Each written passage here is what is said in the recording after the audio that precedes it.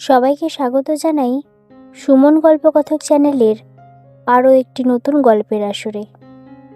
আজ আমরা শোনাতে চলেছি রবি ঠাকুরের লেখা গল্প অবলম্বনে রবিবার। শুরু হচ্ছে আজকের নিবেদন রবিবার এর তৃতীয় পর্ব। তাই তোমার এত প্রয়োজন সননাইসলারের গাড়িতে? তা স্বীকার করব, শিলার মধ্যে যখন গর্ব জাগে তখন ওর ঝলক বাড়ে। মেয়েদের এত গয়না কাপড় জোগাতে হয় সেই জন্যেই। আমরা চাই মেয়েদের মাধুর্য, ওরা চায় পুরুষের ঐশ্বর্য। তারই সোনালি পূর্ণতার উপরে ওদের প্রকাশের ব্যাকগ্রাউন্ড। প্রকৃতির এই ফন্দি পুরুষদের বড় করে তুলবার জন্য। সত্যি কিনা বলো? সত্যি হতে পারে, কিন্তু কাকে বলে ঐশ্বর্য তাই নিয়ে তর্ক। সননাইসলারের গাড়িকে যারা ঐশ্বর্য বলে, আমি তো বলি তারা পুরুষকে ছোট করবার দিকে টানে। অভিক উত্তেজিত হয়ে বলে উঠল, জানি জানি, তুমি যাকে ঐশ্বর্য বলো তারই সর্বোচ্চ চূড়ায় তুমি আমাকে পৌঁছিয়ে দিতে পারতে। তোমার ভগবান মাঝখানে এসে দাঁড়ালেন। অভিকের হাত ছাড়িয়ে নিয়ে বিভা বললে, ওই এক কথা বারবার বলো না, আমি তো বরাবর উল্টোই শুনেছি।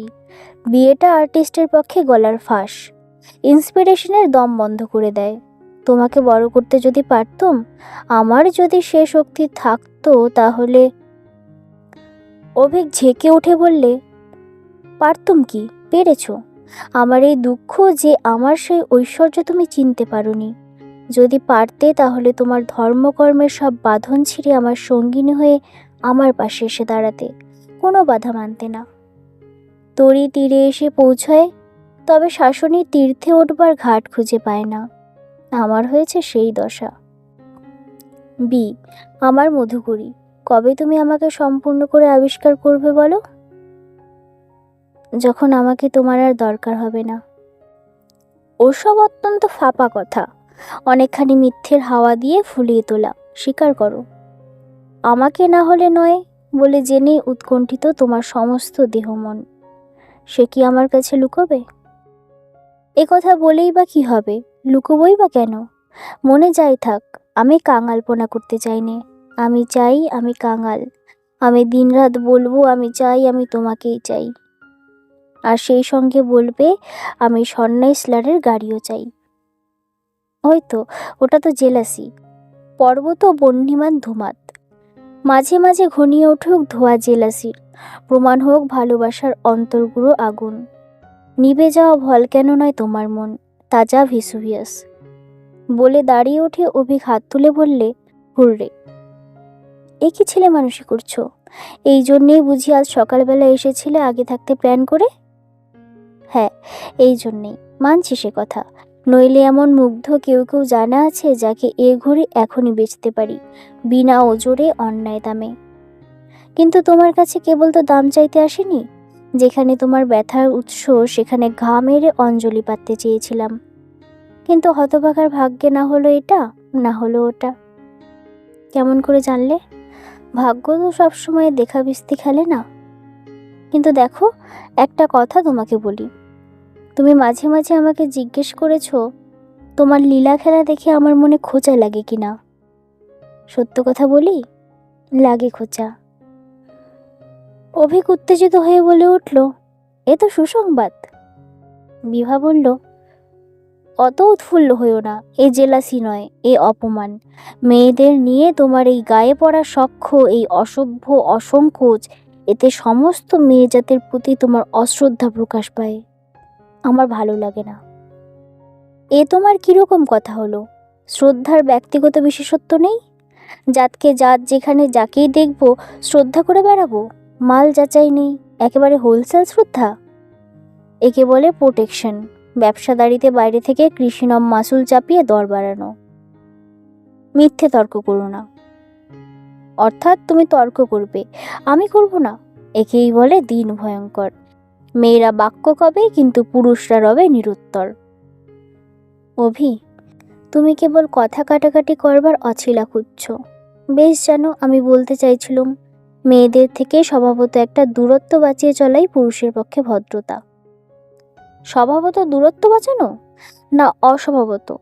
আমরা মডার্ন, মেকি ভদ্রতা মানিনি, খাঁটি স্বভাবকে মানি। শিলাকে পাশে নিয়ে ঝাঁকানি দেওয়া ফোর্ড গাড়ি চালাই। স্বাভাবিকতা হচ্ছে তার পাশাপাশিটাই। ভদ্রতার খাতিরে মাঝখানে 1.5 হাত জায়গা রাখলে অশ্রদ্ধা করা হতো স্বভাবকে। অভি, তোমরা নিজের থেকে মেয়েদের বিশেষ মূল্য দিয়ে দামি করে তুলেছিলে। তাদের খেলো করনি নিজের গরজেই।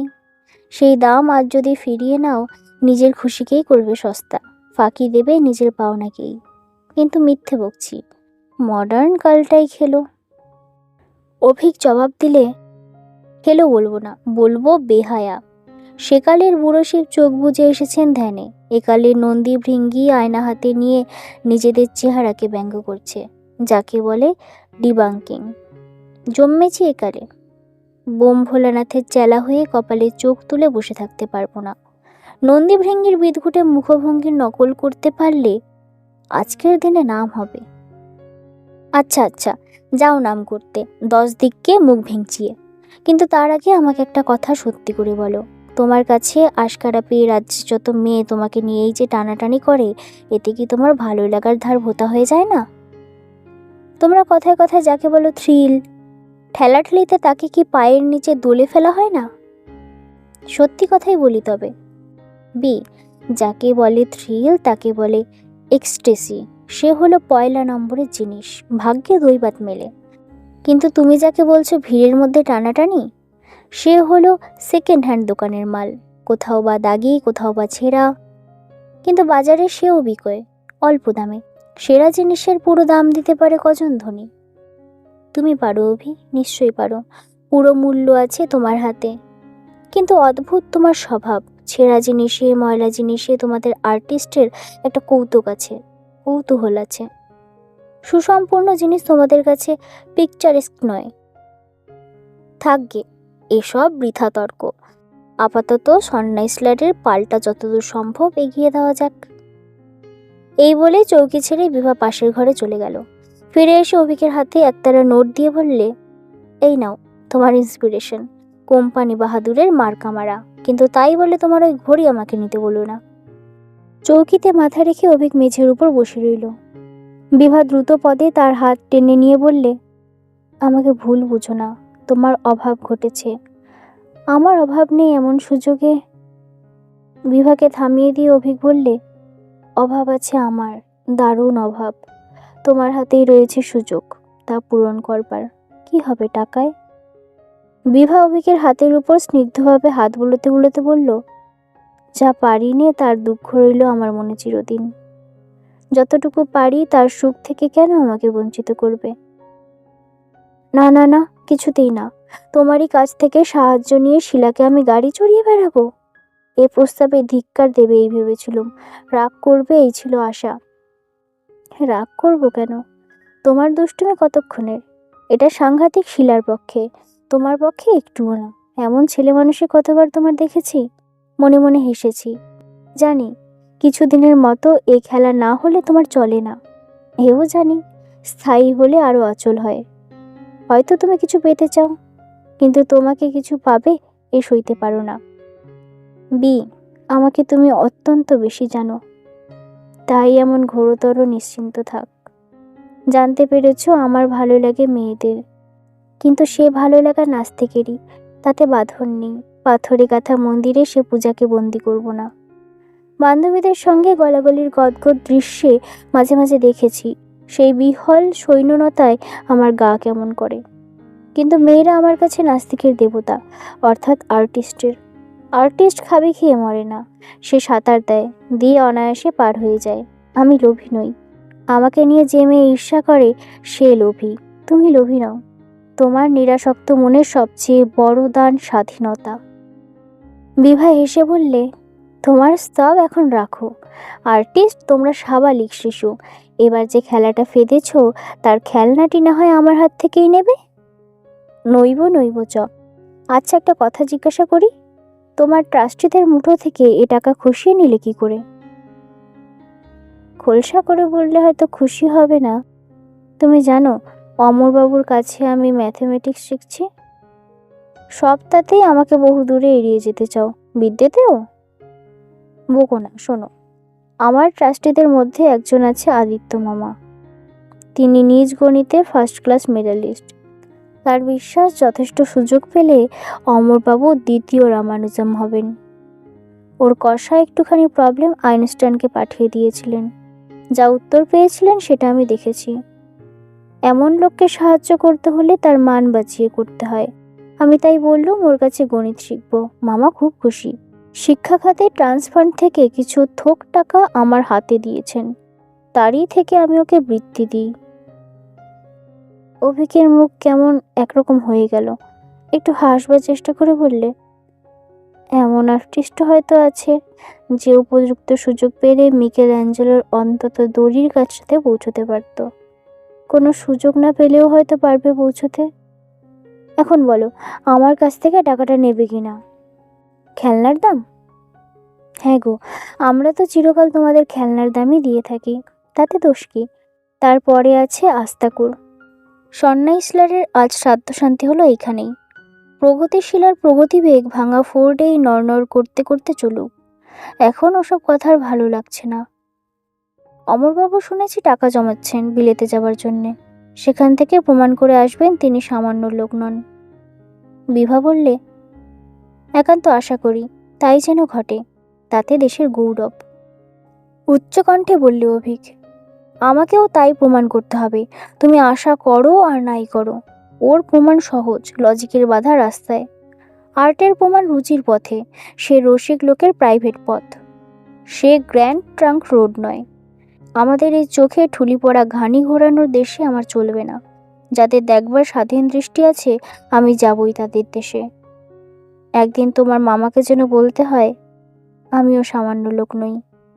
আর তার ভাগ্নিকেও। ভাগ্নির কথা বলো না। তুমি মিকেল অ্যাঞ্জেলোর সমান মাপের কিনা তা জানবার জন্য তাকে সবুর করতে হয়নি। তার কাছে তুমি বিনা প্রমাণেই অসামান্য। এখন বলো, তুমি যেতে চাও বিলেতে? সে আমার দিন রাশিনার স্বপ্ন। তাহলে নাও না আমার এই দান, প্রতিভার পায়ে এই সামান্য আমার রাজকর। থাক থাক, ও কথা থাক, কানে ঠিক সুর লাগছে না। সার্থক হোক গণিত অধ্যাপকের মহিমা। আমার জন্য এ যুগ না হোক, পরযুগ আছে। অপেক্ষা করে থাকবে পস্টারিটি। এই আমি বলে দিচ্ছি, একদিন আসবে যেদিন অর্ধেক রাশেন বালিশে মুখ গুজে তোমাকে বলতে হবে নামের সঙ্গে নাম গাঁথা হতে পারত চিরকালের মতো, কিন্তু হলো না। পস্টারিটির জন্য অপেক্ষা করতে হবে না অভি। নিষ্ঠুর শাস্তি আমার আরম্ভ হয়েছে।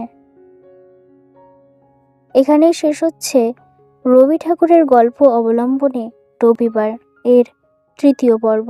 ভিডিওটি ভালো লেগে থাকলে একটি লাইক, কমেন্ট এবং চ্যানেলটিকে সাবস্ক্রাইব করে দেবেন। সবাই ভালো থাকবেন, সুস্থ থাকবেন। ধন্যবাদ।